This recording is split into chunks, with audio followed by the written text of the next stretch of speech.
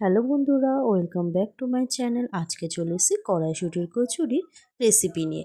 একদম সিম্পল একটা রেসিপি, খুব তাড়াতাড়ি টিফিনে তোমরা বানিয়ে ফেলতেই পারো এই পদ্ধতিতে। এতে সময়ও কম লাগবে আর বেশ মজাদারও হবে খাবারটা। তাহলে শুরু করা যাক। প্রথমেই কি করা হয়েছে, মটরশুঁটিগুলো ভালো করে ধুয়ে নিয়ে মিক্সিতে আদা কাঁচা লঙ্কা দিয়ে পেস্ট করে নেওয়া হয়েছে। ঘরে যেইভাবে ময়দা মাখা হয় সেইভাবে কিন্তু মটরশুঁটির পেস্টটা দিয়ে পুরো ময়দাটাকে মেখে নেব। সাথে পরিমাণ মতো তেল, নুন আর সামান্য পরিমাণ চিনিও কিন্তু অ্যাড করে দেওয়া হয়েছে। প্রথমেই বললাম ময়দা যেরকম মাখা হয় ঠিক তেমনভাবেই পুরোটা মাখা যখন কমপ্লিট হয়ে গেল এই মটরশুঁটির পেস্ট দিয়ে, তারপরে কিন্তু এটাকে লেচি করে রেখে দেব। এবার এক এক করে লেচি নিয়ে তেলের সাহায্যে বেলে নিতে হবে।